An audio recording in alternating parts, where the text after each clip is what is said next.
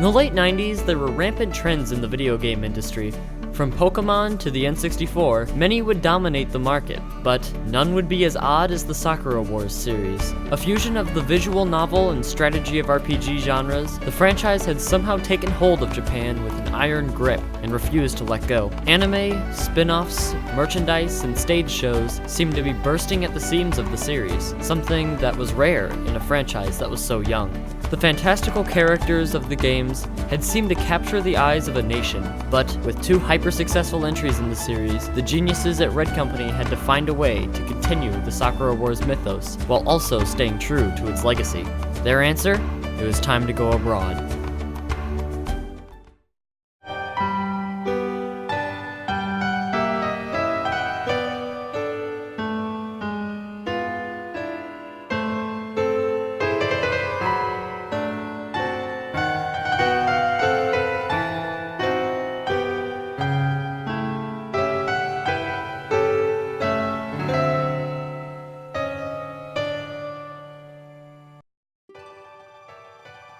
As always, new entries and new franchises take time to perfect, so Sega had to continue their long trek into other mediums. Out of the gates would come the sequel to Oka Kenran, Goka Kenran, or The Radiant Gorgeous Blooming Cherry Blossoms. Coming out between December of 1999 and December of 2000, this OVA focuses on Ogami, reminiscing about various events that took place during Sakura Wars 2, in anticipation for the hotly awaited sequel. While contributing less to the story, the anime still provided fans something as they waited for the next entry, and that wait would be long indeed. A dry spell for the series hit right after the commercially and critically acclaimed sequel. The Sega Saturn was on its last legs and had already fallen off the video game console wagon. Japan was just the last to go, but this did not spell the end for the franchise. On the contrary, it was its saving grace. A mere 6 months after the sequel's release, Sega's latest entry into the console wars came out, the Sega Dreamcast. Boasting a cheaper price point and a brand new Sonic the Hedgehog title at launch, the system would far exceed its predecessor's dismal sales on the global market. With this new console in their hands, the team at Red Company would need to take further time to develop their sequel because they had to take into account the new technology. To keep fans entertained for the time being, the first two entries in the franchise were ported over to the new system. Taking advantage of the more advanced graphical horsepower, Sakura Wars looked better than ever, and while selling less than the originals, the two redesigned entries became solid titles in the console. This new technology was also a savior for the oft-beloved spin-off titles. A Sakura Wars renaissance was on hand, and what better way to start it than the one that started it all?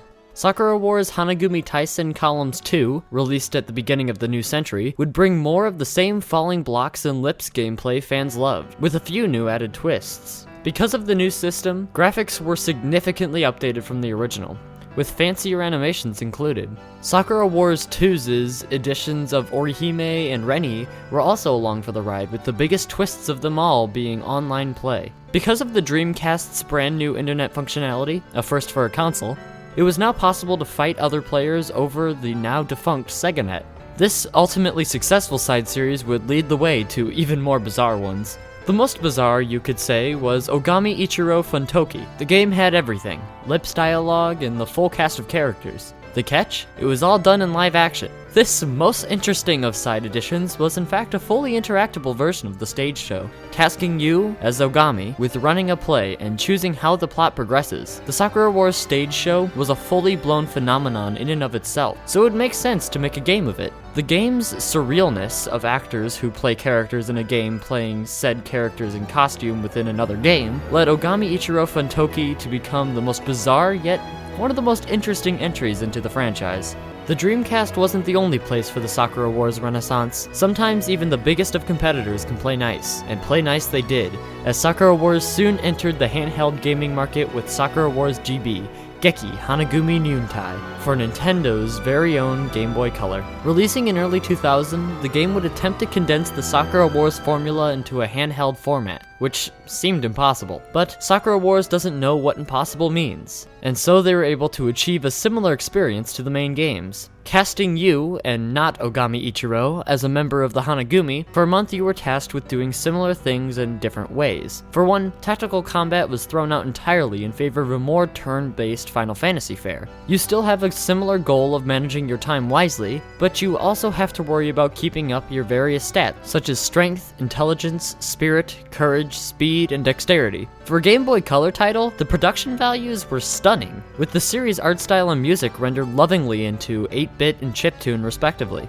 Not a year after a sequel to the miniseries was released, Sakura Wars GB2 Thunderbolt Sakusen would improve on the formula from the original and truly encapsulate the series in the palm of your hand. The finale to the spin-off renaissance was a doozy in and of itself. Releasing just before the threequel to the main series, Sakura Wars Online attempted to take the franchise's online ventures to greater heights. Comprising of less of the lips and Kobu combat gameplay fans knew and loved, the game was comprised of tabletop and minigames, things that had been sideshows inside of the games themselves. All of these can be played against others online, or offline against the series' heroes. All of this takes place in a bizarre amalgamation of Tokyo and the threequel's location, called Sakura Town. Every player gets his or her own personal room and customizable avatar to differentiate themselves from the crowd. While soon forgotten, the spin-off's ideas would echo the future of the franchise itself. Sakura Wars Online may have been the culmination of spin-off territory, but the animation department said otherwise. Departing from its standard OVA adaptations, a full 25-episode anime series was created. Retelling the original story, the anime would try something that no one had really thought of, casting away its romantic subplots. Instead of Ogami in the lead role as usual, this time it was Sakura who took the spotlight. Sakura Wars TV was experimenting with something new, seeing if the series can last on just the characters' performances and the plot themselves. This move, however, turned out to be a winning tactic. The Sakura Wars TV show soon became the pinnacle of animation for the series at large, setting the bar for those who would come after it, proving once and for all that fans loved this series for its characters and less for the romance. While the OVAs had taken a minor stamp on the world stage at large, the TV show became something even bigger. What had once been a niche sector of anime had become a major contender overnight. Sakura Wars was known the world over for amazing animation, characters, and storytelling. It would seem like nothing could touch this franchise except solid gold, but could that gold translate into successful sequels? Once again, Red Company was beset with another improbable task of creating a third success story, but this time, however, they couldn't do it on their own. A second developer had to be brought in. The developer for the Dreamcast smash hit Skies of Arcadia Overworks was brought on for the ride. Now, with more manpower on their side, they could take the time to craft an even better experience than before. But this time, they would be building it from the ground up. New consoles mean new engines, but the first new thing that Red and Company would truly need is a name. In true series fashion, another war poem was picked, one that coincidentally had to deal with the sequel's new location, Paris.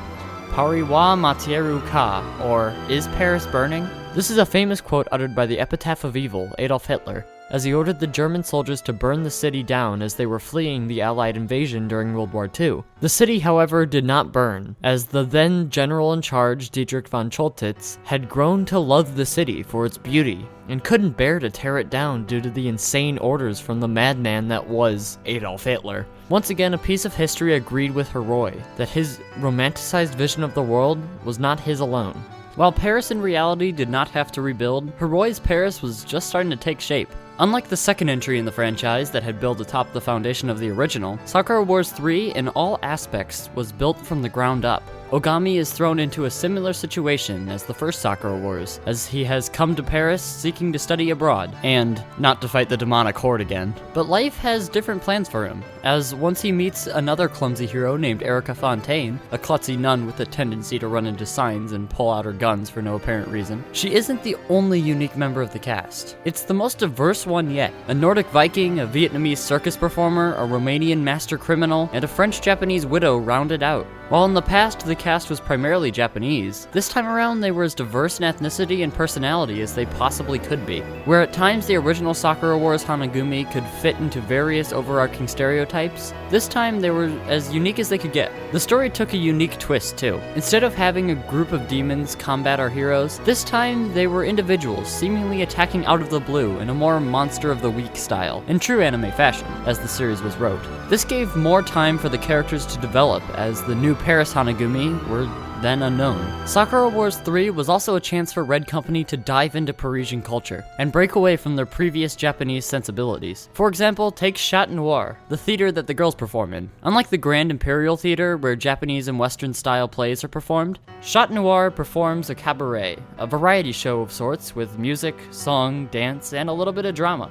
Chat Noir is based off of the real-life Le Chat Noir, located in Paris. This establishment is thought to be the birthplace of the first modern-style cabaret, a nightclub where the patrons sat at tables and drank alcoholic beverages while being entertained by the variety show on stage. The series' new Parisian sensibilities plunges the player into a new and exotic culture, one that is more understandable to a Western player than an Eastern one. French culture doesn't just invade the story. This new aesthetic is carried over throughout the game, with Art Nouveau UI elements, French folk, classical and stage musical styles, and the can-can flavor of the Château Noir performance. But the culture and plot weren't the only things that changed. In a major departure from the original two, the isometric top-down gameplay of old was stripped down in favor of a system that took advantage of the Dreamcast's unique capabilities.